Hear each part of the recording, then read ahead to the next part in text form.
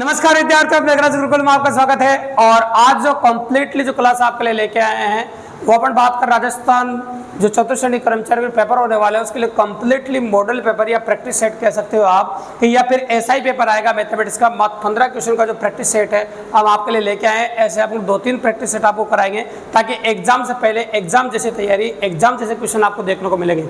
अगर ईमानदारी से आपने अच्छे से देखा, विदाउट स्किप के देखा, तो आपको ये भी पता चलेगा कि वास्तव में चतुर्थ श्रेणी कर्मचारी में जो 15 क्वेश्चन जो मैथमेटिक्स के आने वाले गणित के वो कैसे आएंगे दोस्तों, किस पैटर्न पाएंगे और किस प्रकार के आएंगे, टॉपिक कैसे क्वेश्चन पूछे जाएंगे, वो कंप्लीटली सेम टू सेम वैसा ही लेके आए। भले आप जब पेपर हो तो मिला लीजिए दोस्तों, पेपर 100% ऐसा ही आएगा।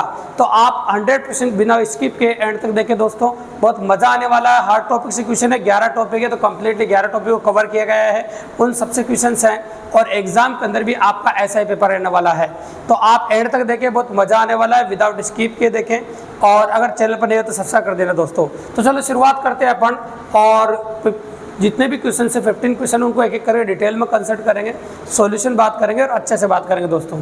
तो पहला क्वेश्चन आपको दिखाई दे रहा है स्क्रीन पे, इसको गौर से देखिए दोस्तों। और ये क्वेश्चन पूछा गया है प्रतिशत टॉपिक से। क्वेश्चन है आपका 6 लीटर चीनी के घोल में चीनी 4% है और 1 लीटर पानी वाष्पित हो जाता है, तो बचे हुए घोल में चीनी का प्रतिशत क्या होगा। ऐसे बोला आपको सामने, बचे हुए घोल में चीनी का प्रतिशतता क्या होगी। तो एक बात याद रखिएगा, देखो आपसे चीनी का प्रतिशतता पूछी है, ये बात नोटिस करने वाली है।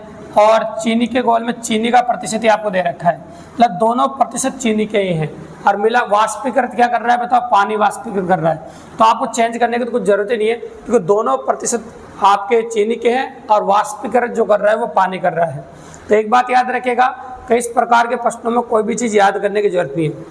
मिलाने से पहले या निकालने से पहले कंडीशन और निकालने के बाद ही कंडीशन को बराबर कर दो।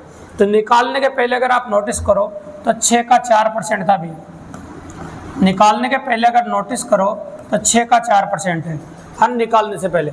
और निकालने के बाद की अगर हम बात करें आपके सामने, तो निकालने के बाद क्या होगा आपका 6 - 1, 1 लीटर निकाल लिया तो आपका होगा 6 - 1 का x%। पता नहीं कितना परसेंट है, इसलिए आपने 1% मान लिया। बिल्कुल सिंपल सी बात है। तो पहले 6 का 4% था, फिर 1 कम कर दिया तो 6 - 1 का x%। मतलब निकालने से पहले कंडीशन और निकालने के बाद की कंडीशन दोनों को बराबर कर दीजिए, एक लाइन में आंसर आ जाएगा। बहुत सुंदर तरीका है आपका। परसेंटेज आप काट सकते हैं और आपने लिखा 6 गुणा 4% बाद में लगा देंगे, और ये लिख दिया आपने 5 और गुणा x। अब 6 चौक 24 और 5 का भाग लगा दीजिए तो x का मान आ जाएगा आपका 24/5, मतलब 5 चौक 20, 4 से 4/5%। एग्जैक्टली आंसर आ गया आपका चीनी का जो नया प्रतिशत है वो 4 से 4/5% हो जाएगा। बिल्कुल सिंपली और काफ़ी इजीली, मतलब आंसर हो जाएगा आपका ऑप्शन नंबर बी। एग्जैक्टली जो आंसर आपको देखने को मिलेगा वो होगा ऑप्शन नंबर बी। तो ये जो क्वेश्चन आपसे पुटअप किया गया था ये प्रतिशत टॉपिक से था और प्रतिशत मिश्रण पे था। तो वैरायटी आपने अगर तैयारी करी मैथमेटिक्स की तो आपको बहुत ज़्यादा हेल्प मिलने वाली है इस प्रैक्टिस के माध्यम से, और आपको पता भी चलेगा तुम्हारे पेपर में जब 15 क्वेश्चन गणित के आएंगे वो किस प्रकार के आएंगे दोस्तों। तो इस बात का विशेष तौर से ध्यान दें। तो ये था आपका क्वेश्चन नंबर फर्स्ट, जो बिल्कुल सिंपली था और काफ़ी ईजिली था। अब आ जाते हैं अपन ऊपर क्वेश्चन नंबर 2 के ऊपर। तो क्वेश्चन नंबर 2 अपना क्या कहता है उसके बारे में बात करेंगे। पर देखिए आप, तो क्वेश्चन नंबर 2 देखिए आप, तो लेंगे अपन ये क्वेश्चन नंबर 2 है आपका। देखिए स्क्रीन पर नोटिस कीजिए आराम से, कोई दिक्कत की बात नहीं। क्वेश्चन नंबर 2 है आपका, इसको गौर से देखिए आप। अगर इसको देखेंगे तो नोटिस कीजिएगा, नोटिसेबल बात है। तो ये क्वेश्चन जो अगला टॉपिक है आपका अनुपात समानुपात, उससे पुटअप किया गया है। बहुत प्यारा क्वेश्चन है, सिक्कोपादक प्रश्न है और रोल ऑफ वेरिएंट काफ़ी अच्छा है। तो क्वेश्चन में क्या पूछा गया है देखो सुनो। एक थैले में 25 पैसे, 10 पैसे और 5 पैसे के सिक्के 1:2:3 के अनुपात में हैं। अगर कुल मान 30 रुपये हो तो 5 पैसे के सिक्कों की संख्या ज्ञात कीजिए। तो 5 पैसे के सिक्के आपसे पूछे, तो भैया जब भी कभी इस प्रकार का प्रश्न आए, जैसे आपसे 5 पैसे के सिक्के पूछे, जब भी इस प्रकार प्रश्न आए जिसको निकालना उसके अनुपात को हमेशा ऊपर लिख देते हैं भैया। जैसे 5 पैसे के सिक्के निकालने तो 5 पैसे वाले सिक्के का अनुपात लास्ट क्लास में दे रखा है 3, तो जिसके निकालना उसके अनुपात को हमेशा ऊपर लिख देते हैं। जैसे निकालना 5 पैसे के सिक्के तो ऊपर आपने 3 लिख दिया। अब गुणा में वह राशि आती है इसको बांटना होता है। जैसे आपको 30 बांटना है तो आपने 30 का भाग लगा दिया, क्योंकि बांटना 30 है, आपको रुपये बांटना है। तो फिर रिपीट करो, जिसको निकालना उसके अनुपात को हमेशा ऊपर लिखें और रुपये जो दे रखे हैं वो गुणा में लिख दें। अब नीचे आता है आपका पैसे और अनुपात का गुणनफल। जैसे आपका 25 पैसे है तो 25 पैसे के साथ 1 रुपया, 10 पैसे के साथ आएगा आपका 2 अनुपात और 5 पैसे के साथ आएगा आपका 3 अनुपात। इस प्रकार से तो आप जानते हैं 25 पैसे का मतलब कितना होता है 1/4 गुणा 1 अनुपात, और 10 पैसे का मतलब कितना होता है 1/10 और गुणा कितना 2 अनुपात, और आपको पता है कि यहाँ पर लिख रहा है 5 पैसे, तो 5 पैसे का मतलब होता है 1/20 रुपये, और ये 3 अनुपात। तो आपने मैंने ये रुपये में बदल के लिखा है, देखो 25 पैसे का मतलब 1/4 रुपये होता है, 10 पैसे का मतलब 1/10 रुपये होता है, और आपको 5 पैसे दिख रहा है उसका मतलब 1/20 रुपये होता है। अब आप कैलकुलेशन कर लेंगे तो आंसर पॉसिबल है आपका। देखो तो को कर सकते हैं अपन, जो कट रही है संख्या है, जैसे 2 से कट जाएगा है ना, 2 से कितनी बार 5 बार, लस तो लेना ही पड़ेगा। देखो तो ऊपर वाली जो संख्या है उसको ऐसे कैसे रखो, और नीचे जो संख्या दे रखे उनका लस ले लेते हैं। तो लस आ गया आपका 20, 4 का भाग 20 में दो 5 बार, 5 का 2 4 बार, 20 का 1 बार, 1 को 3 से गुणा किया 3, और ये 20 दिख रहा है, ऊपर जगह पलटा मार के गुणा हो जाएगा, कोई दिक्कत की बात नहीं, गुणा करना ही पड़ेगा। 3 गुणा 30, और आपका ऊपर से 20 चला गया तो 20 और गुणा हो गया, इधर जोड़ो कितना हो गया आपका 12। अब काटना है 3 से कितनी बार, 4 3 12, और 4 से कट गए 5 बार, 5 को 30 से गुणा कर दो, आपका आंसर है 150 सिक्के। आपका आंसर कितना आ जाएगा 150 सिक्के। तो 5 पैसे के जो सिक्के आपको प्राप्त होंगे वो मिलेंगे आपको 150 सिक्के, ये मिलेंगे 5 पैसे के सिक्के। तो ये था आपका क्वेश्चन नंबर 2, बिल्कुल सिंपली देखो नोटिसेबल थिंक है, और आपको इस प्रकार से आपको देखने को मिलेगा। और देखिए आप जो आगे अपन चर्चाएं करेंगे आपके सामने क्वेश्चन नंबर 2 की, क्वेश्चन नंबर 2 किस प्रकार से वेरिएंट बनेगा और किस प्रकार से पॉसिबल है उसके बारे में बात करके देखिए आप। तो क्वेश्चन नंबर जो 2 होगा आपको उसके बारे में बात करेंगे, देखिए आप तो किस प्रकार से होगा क्वेश्चन नंबर 2 वो नोटिस करेंगे अपन। देखिए आप यहाँ से देखिए, ये था 2 क्वेश्चन आपके, और आगे देखिए और कैसे बनेगा।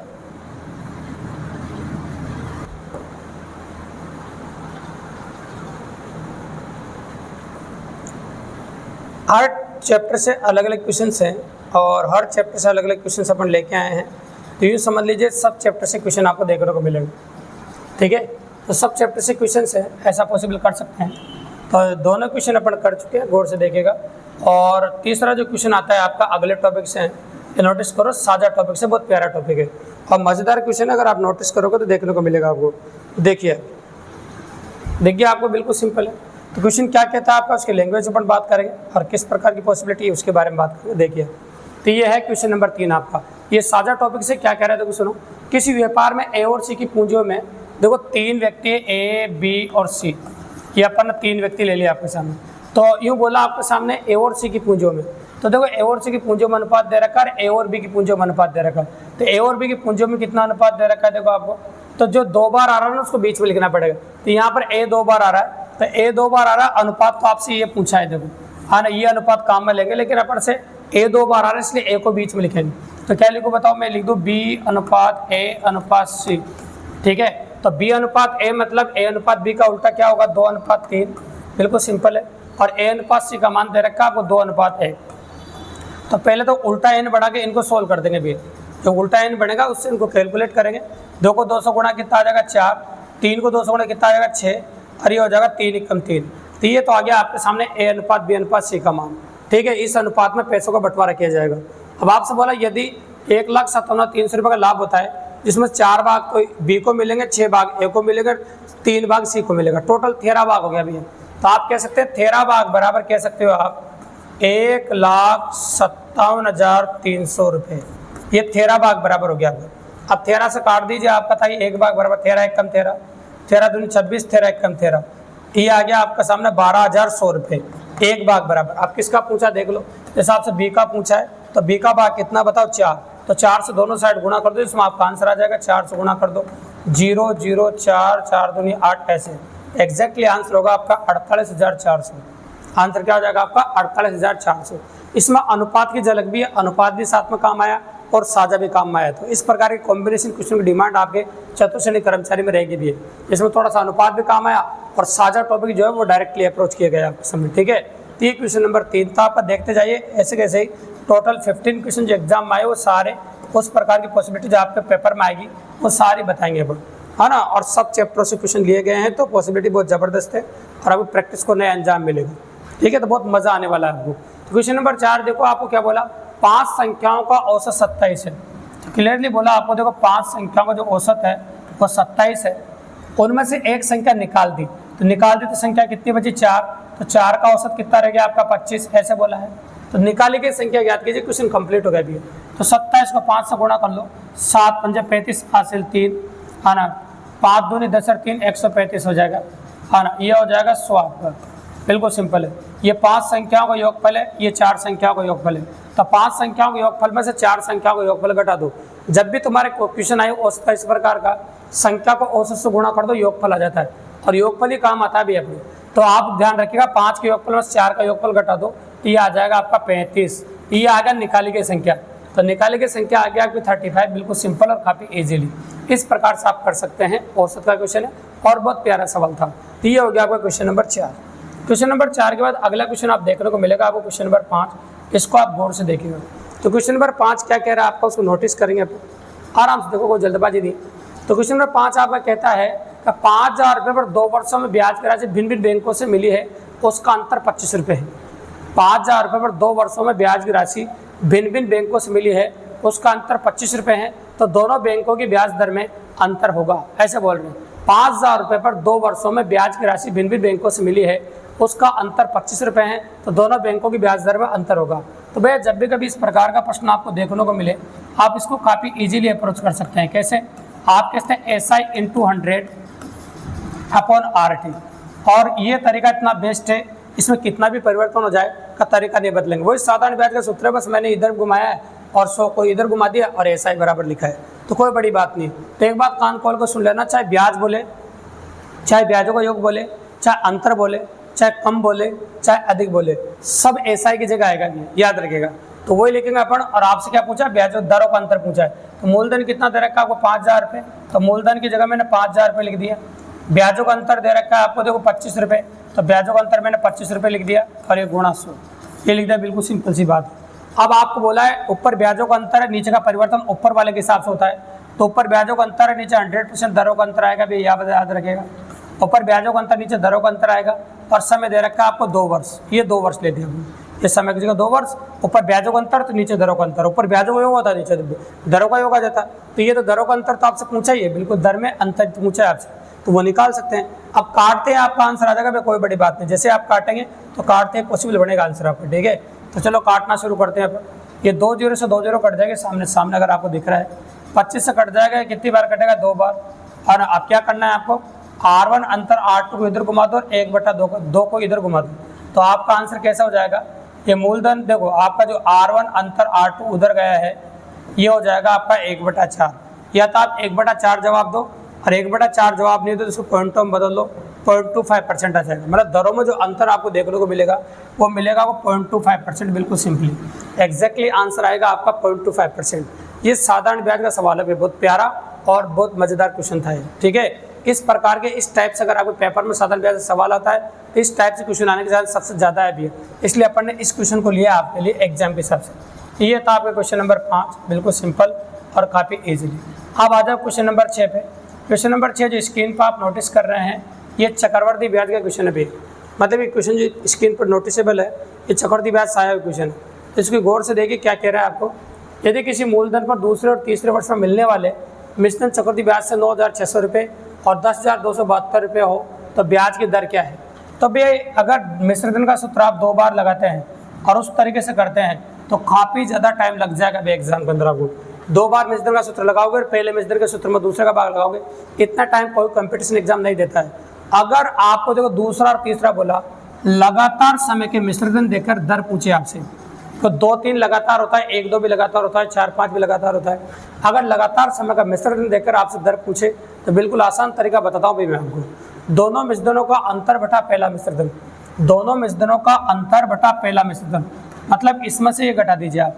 तो देखो 430 का बच जाएगा 10,000 होने में, और 672 हो जाएगा इसे, मतलब तो 672 दोनों मिश्रणों का अंतर बटा पहला मिश्रण। और पहला मिश्रण कितना आपका 9,600 और गुणा 100, बस ये करना है आपको। दोनों मिश्रणों का अंतर बटा पहला मिश्रण इंटू 100, ये करना है आपको। और ये करके आपको काट देना, दर आ जाएगी बिल्कुल सिंपली आपको। तो चलो काट देता हूँ, 2 0 से आपने 2 0 काट दी। और भी संख्या है जिनसे आप काट सकते हैं, जैसे 4 से काट दो, है ना। 4 दूनी 8, 4 चौक 16, 1 चौक 4, 6 चौक 24 और 8 चौक 32, ये कट जाएगा। फिर आप 4 से काट दिए, है ना। 5 चौक 20, 6 चौक 24, 4 4 चौक 16, 2 चौक 8, वापस 6 से काटो, 6 7 42, एग्जैक्टली आंसर आ जाएगा आपका 7%। जो दर आएगी आपकी वो 7% आएगी भी। तो पेपर क्वेश्चन संख्या कटने लाएगा तो पॉसिबिलिटी प्रीवियस ईयर एग्जाम्स, हमने इससे पहले हुए पटवारी के एग्जाम, राजस्थान पुलिस एग्जाम में देखा है maximum question previous year question repeat हुए हैं। मतलब ये कह सकते हैं आप लोग ओल्ड एग्जाम में क्वेश्चन रिपीट हुए हैं, इसलिए आप एग्जाम में 4 चांद लगाने के लिए या आपका पेपर ऐसा बिठाने के लिए हम प्रीवियस ईयर क्वेश्चन लेके आए हैं MCQs, तो काफ़ी ज़्यादा बेनिफिट मिलने वाला आपको। ठीक है, ये क्वेश्चन नंबर 6 हो गया आपका, जो चक्रवर्ती ब्याज से क्वेश्चन था। और आगे देखिए अगला क्वेश्चन लाभ अनिसारा भी आपको, और क्वेश्चन क्या कहता है देखो सुनो, बहुत प्यारा और आसान क्वेश्चन है, इजीली कर सकते हैं आप, कोई बड़ी बात नहीं। इसमें बोला आपका 10 रुपये में 12 की दर से पेंसिल खरीद कर, 10 रुपये की 12 तो खरीदी भी, 10 रुपये की 12 की दर से पेंसिल खरीद कर 12 रुपये की 10 की दर से बेचता है। 10 रुपये की 12 की दर से पेंसिल खरीद कर 12 रुपये की 10 की दर से बेचता है, तो इस सौदे में उसे कितने प्रतिशत लाभ अथवा हानि हुई। तो भैया जब भी कभी इस प्रकार का प्रश्न आपको देखने को मिले तो इस बात का विशेष तौर से ध्यान देना आपको इस प्रकार से गुणा करना है। पहले वाला इसको मानेंगे, एरो लगाया इसको लिखेंगे पहले, और ये बाद वाला है आपको। तो 12 को 12 से गुणा किया तो कितना हो गया आपका 144, और 10 को 10 से गुणा किया तो कितना आ गया आपका 100। और हमेशा बाद वाले का भाग लगाना, जैसे बाद वाला कौन है 100, और गुणा प्रतिशत बदल कहाँ से गुणा करते हैं 100 से। तो बिल्कुल सिंपल सी बात, ऐसे आप कैलकुलेट करोगे आंसर निकालोगे तो अपना आप ही आंसर आ जाएगा। ये 2 0 से 2 0 काट दिया मैंने। 144 में से अगर आप 100 घटाओगे तो देखो घटा दीजिए 144 में 100, जैसे 144 में से आप 100 घटाओगे तो आपका जो आंसर होगा वो हो जाएगा आपका 44%। बिल्कुल सिंपल और काफ़ी इजीली। लेकिन प्लस में आंसर आया तो लाभ और माइनस में आंसर आता तो आपका हानि हो जाती थी। एग्जैक्टली आंसर हो गया आपका 44%। ये था क्वेश्चन नंबर 7 आपका दोस्तों। तो बिल्कुल सिंपल था और काफ़ी इजीली अपन ने किया। अगला क्वेश्चन भी आपका प्रॉफिट लॉस से, क्योंकि प्रॉफिट लॉस एक बड़ा टॉपिक है और प्रॉफिट लॉस से नंबर ऑफ क्वेश्चन की वैरायटी 2 आने के चांस भी है, इसलिए प्रॉफिट लॉस से अपन ने 2 क्वेश्चन लिए। आपके पेपर में याद रखेगा प्रॉफिट लॉस एक बड़ा टॉपिक, इसलिए 2 क्वेश्चन आने के चांस है, इसलिए अपन ने प्रॉफिट लॉस से 2 क्वेश्चन लिए आपके सामने। ठीक है, तो प्रॉफिट लॉस से पॉसिबिलिटी इस प्रकार से बन सकती है। देखो, किसी वस्तु के विक्रय मूल्य में 12 रुपये की कमी हो जाने से 5% लाभ के बदले 2.5% की हानि होती है, तो वस्तु का क्रय मूल्य ज्ञात कीजिए। तो भैया जब भी कभी इस प्रकार का प्रश्न आपको एग्जाम में दिखाई दे तो इस बात का विशेष तौर से ध्यान रखना, बहुत प्यारा क्वेश्चन है। यहाँ कमी बोला है, कमी बोलो, प्लस बोलो, है ना, कमी बोलो, अधिक बोलो, अंतर बोलो, इन तीनों का मतलब एक ही होता है। तो एक बात तो कान खोल के सुन लेना, हमेशा कहता हूँ मैं, लाभ हो तो हम 100 में जोड़ के लिखते हैं, हानि है तो 100 में से घटा के लिखते हैं भैया। तो यहाँ पर 5% लाभ है तो 5% लाभ है, सबसे पहले लिख दिया मैंने 105%। तो जहाँ दिक्कत हो वहाँ बोल दीजिएगा भैया, बिल्कुल सिंपल सी बात है। लाभ हो तो 100 में जोड़ के लिखा 105%, और यह हानि है आपको 2.5%, तो 100 में से घटा के लिखोगे तो क्या लिखोगे 97.5%। लाभ है तो वहाँ 100 में जोड़ के लिखा, हानि है तो 100 में से घटा के लिखा। और यहाँ बोला आपको कम, अधिक या अंतर, तो कम बोलो तो मतलब ज़्यादा वाले में कम वाले घटा के उसके बराबर कर दो भैया। तो ये 12 रुपये की कमी आ गई, तो ये 12 रुपये, मतलब इसमें से घटाओ तो 12 रुपये की कमी आ गई, तो हम घटा देते हैं। तो ये घटाओगे तो एग्जैक्टली होगा आपका 7.5%, और 7.5% बराबर हो गया आपका 12 रुपये। तो मैंने आपको कहा पहले 1% का मान निकाल लो, 1% का मान निकालोगे 7.5 को नीचे घुमा दोगे आप, ये 7.5 को आपने नीचे घुमा दी।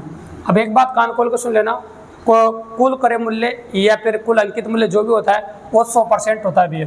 तो 100 से दोनों साइड गुणा कर दो, बहुत ज़बरदस्त तरीका, यूनिटी मेथड बोलते हैं इसे, अच्छा तरीका है। तो 100 से इधर गुणा कर रहे हैं, 100 से इधर गुणा करना पड़ेगा आपको। ये देखो, ये पॉइंट पे हटा देता हूँ मैं, इसके पॉइंट का 0 नीचे का 0.0 ऊपर लगा दिया मैंने, और 100 से उधर गुणा किया तो 100 से इधर भी गुणा कर दिया, और कुछ भी नहीं किया। ये क्रय मूल्य ही आपको, ये जो निकल के आएगा आपका, ये क्या आएगा बताओ, क्रय मूल्य। अब बस अपन को काटना है, काटते आपका आंसर आ जाएगा, और कोई बड़ी बात ही नहीं।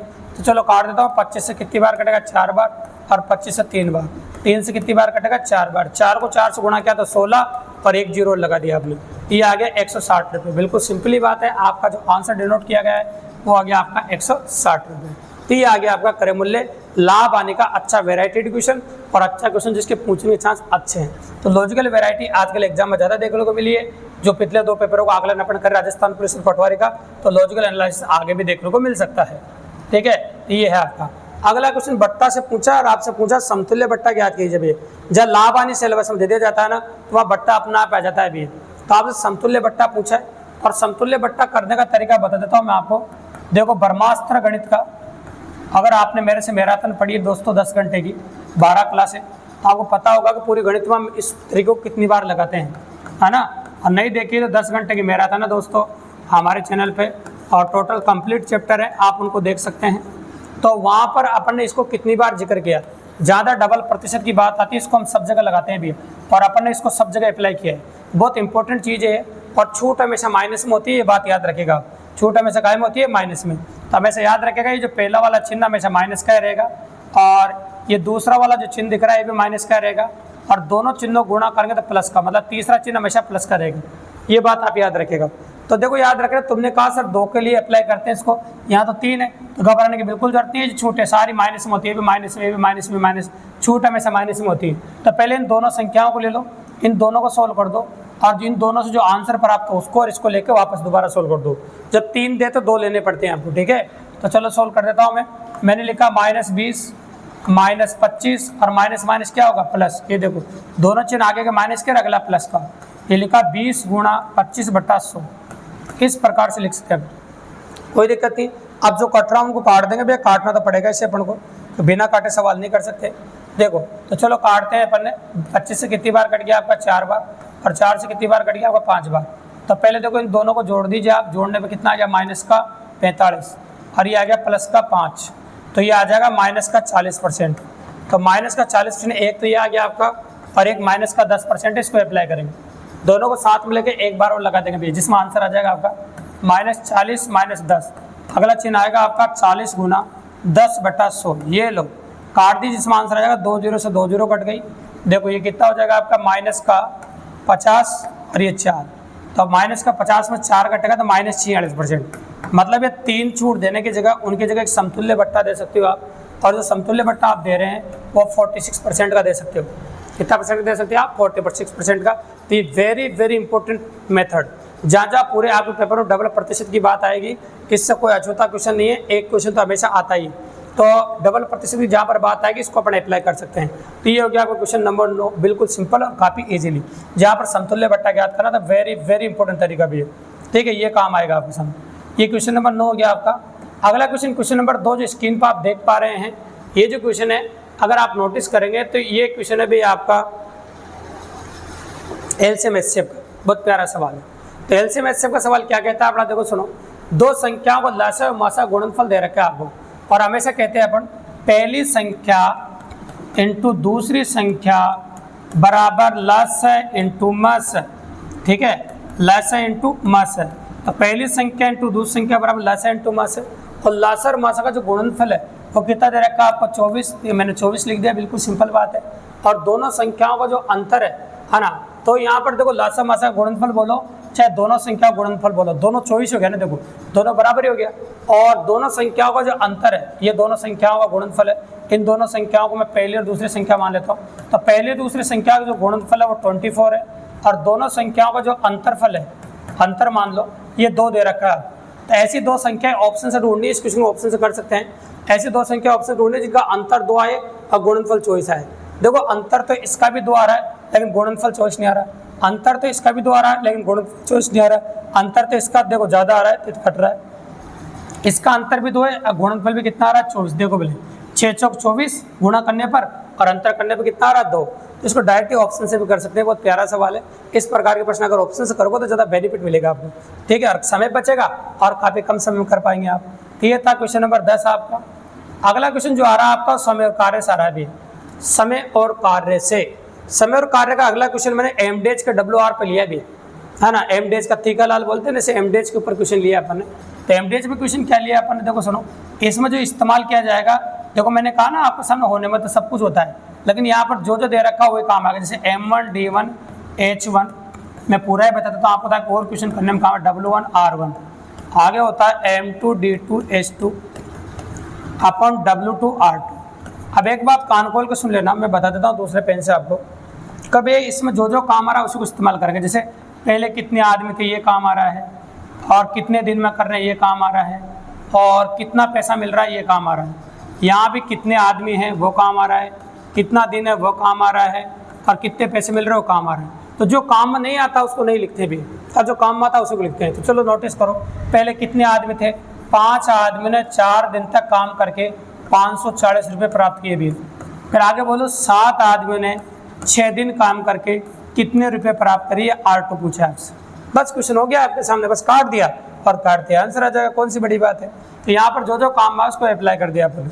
तो चलो जो कट रहा है उनको काट देते हैं, संख्याएं जो कटने में लायक है उनको पॉसिबल इवेंट करते हैं, बाकी गुणा कर देंगे फिर।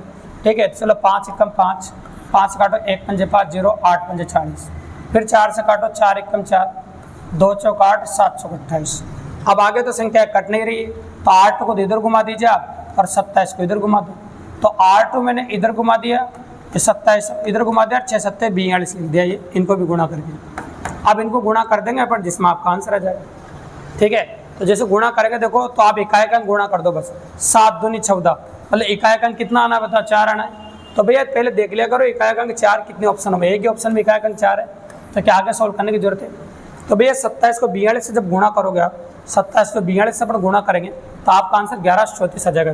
तो दूसरे जो इतने आदमी कितना कमाएंगे बताओ, 1134 रुपये। ये क्वेश्चन था आपका समय और कार्य का, क्वेश्चन नंबर 11, बिल्कुल सिंपल और काफ़ी इजीली अपन ने कर दिया। अब आगे अपन क्वेश्चन नंबर 12 पे, ये क्वेश्चन समय और समय चाल दूरी से भी, इसमें समय चाल दूरी पे क्वेश्चन पूछा गया, डबल कंडीशन क्वेश्चन है और काफ़ी इजीली अप्रोच कर सकते हैं। पर देखो, एक वायुयान किसी दूरी को 240 किलोमीटर प्रति घंटा से 5 घंटे में पार कर सकता है। तो एक बात कान खोल को सुन लो ना, जब भी कभी इस प्रकार का प्रश्न एग्जाम में आए ना, तो क्वेश्चन की पहली लाइन ही पढ़नी है।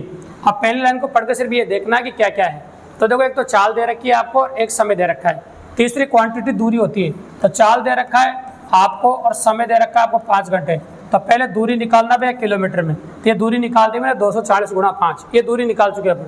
तो याद रखना, जब भी कभी इस प्रकार का प्रश्न देखने को मिले ना आपको, तो पहले दूरी निकालना, अगर चाल और समय दे रखा है तो तीसरी चीज़ निकाल लो, उसके बाद आगे की लाइन पढ़ो, नहीं तो जब तक मत पढ़ो। आगे वाला उस दूरी को 1 से 2/3 घंटे में पूरा करने के लिए उसकी चाल क्या होगी। तो इसको साधारण में बदल दूँ मैं, 3 एकम 3, 3 और 2 5, तो 5/3 घंटे होता है, इसका मतलब 5/3 घंटे। तो देखो, नया समय पूछा है आपसे, तो समय बराबर क्या होगा आपका, नई चाल पूछिए, उसकी चाल क्या होगी, हाँ नई चाल पूछिए। तो नई चाल निकालने के लिए क्या करेंगे, दूरी बटा समय। तो दूरी तो वही रहेगी जो अपन ने निकाली, ये दूरी तो निकाल दी अपन ने, और समय कितना, नया वाला समय इस्तेमाल करना पड़ेगा, 5/3, ये नया वाला समय इस्तेमाल कर दिया अपन। अब काट दे आंसर आ जाएगा। ये लो काट देता हूँ मैं, 5 से 5 कट गया और 3 पलटा मार के इससे गुणा हो जाएगा। तो 24 3 72, तो जो नई चाल आ जाएगी आपकी आ जाएगी 720 किलोमीटर प्रति घंटा, एग्जैक्टली आंसर। तो आपका आंसर होगा 720 किलोमीटर प्रति घंटा। ये होगा आपका इस प्रकार से क्वेश्चन नंबर 12 का आंसर। मैंने कहा था आपके पेपर में 15 क्वेश्चन आने वाले, इसलिए 15 क्वेश्चन ले रहे हैं पूरे कंप्लीटली पैटर्न पे। तो क्वेश्चन नंबर 12 था आपका, जो समय चाल दूरी से दिया गया था। अब आपसे बोला गया है चित्रों द्वारा आंकड़ों का निरूपण। ये टॉपिक बहुत प्यारा है आपका, इसमें 2 क्वेश्चन आने के चांस है, मैंने 3 लिए हैं। खैर 2 आए है, 1 आए, 3 आए। इस प्रकार ग्राफ आपको बना के देगा, या तो पाई चार्ट बना के देगा आपको, या आरेख कोई से भी हो सकता है। 4 तरह के आरेख है, अलग अलग मॉडल पेपर में अपन अलग अलग आरेख ले लेंगे। देखिए पाई चार्ट लिया अपन ने पहले मॉडल पेपर में, ठीक है। 13 से 15 तक वर्त आरेख दर्शाया गया है। 3 क्वेश्चन पूछूंगा इसमें। इस आरेख का आपको अध्ययन करना है, इसको गौर से देखो। इस आरेख का आपको अध्ययन करना, जो पाई चार्ट आपको दिखाई दे रहा है, और इस पाई चार्ट का अध्ययन करके प्रश्नों का उत्तर देना है आपको, ठीक है। तो मैं एक एक करके 13 से लेकर जो क्वेश्चन दे रखे उन सबको रीड करेंगे और फिर क्वेश्चन पूछेंगे। देखो पॉसिबल है। तो चलो क्वेश्चन नंबर 13 पढ़ लेता हूँ पहले मैं। क्वेश्चन नंबर 13 की लैंग्वेज अपन क्या कहती है, देखो सुनो। यदि क्रिकेट और हॉकी को मिलाकर कुल व्यय 80,000 रुपये है, तो खेलों पर किराया किया गया कुल व्यय बताइए। देखो क्रिकेट और हॉकी को मिलाकर 80,000 रुपये है। क्रिकेट और हॉकी को मिलाकर 80,000 बोला भी है ना, और कुल व्यय आपसे पूछा है। तो क्रिकेट और हॉकी का देख लीजिए 360 डिग्री में कितना है। तो क्रिकेट और हॉकी का देखता हूँ मैं। तो देख ये तो हॉकी तो कितना है आपका बताओ, 63 डिग्री, और ये कितना है बताओ आपका 81 डिग्री। तो दोनों को जोड़ दो अपन, 81 और 63 दोनों को जोड़ दीजिए। दोनों को जोड़ देता हूँ मैं, देखिए दोनों को जोड़ देंगे। ये अच्छा क्वेश्चन है। क्रिकेट और हॉकी को जोड़ेंगे तो कितना आ जाएगा, अपन दोनों को जोड़ दीजिए। तो जोड़ें, कितना होगा आपका 4 और 14, 144 डिग्री दोनों का। और 144 डिग्री बराबर कितना दे रखा आपको, 80,000 रुपये। ये लो 144 डिग्री बराबर 80,000 रुपये, ये आपको दे रखा है। अब बताओ 1 डिग्री बराबर क्या होगा। 1 डिग्री बराबर होगा 80,000 बटा 144। अब आपको निकालना है पूरा कितना है, वो 360 डिग्री होता है पूरा। तो 360 डिग्री से दोनों साइड गुणा कर दो, पूरा आ जाएगा। ये लो वे कर देते हैं, 144 नीचे ऐसा कैसा ये, और ये 360 डिग्री से गुणा कर दिया, पूरा खर्चा आ जाएगा। पूरा कितना किया है, तो चलो पूरा खर्चा निकालते हैं अपने, बिल्कुल सिंपल है। चलो काट देते हैं, 12 से काटे 12 12 144 होता है। 12 3 36, 30 बार कट गया, ठीक है। 30 और काटो, 6 और काटो, 6 दूनी 12 और 6 पंजे 30 हो जाएगा, ठीक है। 2 से इसको काटो, 40,000 बार कट जाएगा ये 40,000 बार, और इसको गुणा कर दो 40,000 को 5 से 2 लाख रुपये आ जाएगा। ये तो टोटल जो पैसा है वो 2 लाख रुपये हो जाएगा। कंप्लीटली जो पैसा वो कितना हो जाएगा 2 लाख रुपये। तो एग्जैक्टली आंसर आ जाएगा क्वेश्चन नंबर 13 का आपका 2 लाख रुपये। इस प्रकार से आप कर सकते हैं। ये क्वेश्चन नंबर 13 था आपका। तो कोई बड़ी बात नहीं, बिल्कुल सिंपल है। तो आपका जो आंसर है वो 2 लाख रुपये हो गया। देख लीजिए, नोटिस कर लीजिए, स्क्रीनशॉट भी ले सकते हैं आप, कोई दिक्कत की बात नहीं। ये 2 लाख रुपये, ऑप्शन नंबर भी एकदम करेक्ट है। आप क्वेश्चन नंबर 14 पढ़ेंगे। ग्राफ ऊपर जा रहा है इसलिए पढ़ के अपन को ऊपर जाना पड़ रहा है। गोल्फ की तुलना में हॉकी में कितने प्रतिशत अधिक खर्च किया गया? गोल्फ की तुलना में हॉकी में कितने प्रतिशत अधिक खर्च किया? गोल्फ की तुलना में हॉकी में कितने प्रतिशत अधिक खर्च किया गया? तो पहले गोल्फ और हॉकी का अंतर करेंगे भैया। तो कितने प्रतिशत अधिक खर्च किया गया? देखो, गोल्फ 36% है और हॉकी 63% है। तो दोनों का अंतर देखो, 36 और 63 का जो अंतर होगा वो कितना होगा? 4 इधर ले लेंगे तो 23, तो 27 डिग्री का अंतर है। कितने डिग्री का अंतर है बताओ? 27 डिग्री का अंतर है। और आपसे बोला किसकी तुलना में? गोल्फ की तुलना में हॉकी पर कितने प्रतिशत अधिक खर्च किया गया है? तो देखो 27 डिग्री अधिक खर्च किया गया। कितना डिग्री अधिक खर्च किया? 27 डिग्री। तो आप ये कह सकते हो कि 360 का, या ये कह सकते हैं 100% का 27 डिग्री। 100% का कितना बताओ? 27 डिग्री। वो निकालना है कि कितना परसेंट आ जाएगा, क्योंकि परसेंट में पूछा है भी आपसे। 100% का 27 डिग्री ऐसा कह सकते हैं आप, ठीक है। 100% का कितना डिग्री आपका? 27 डिग्री, है ना।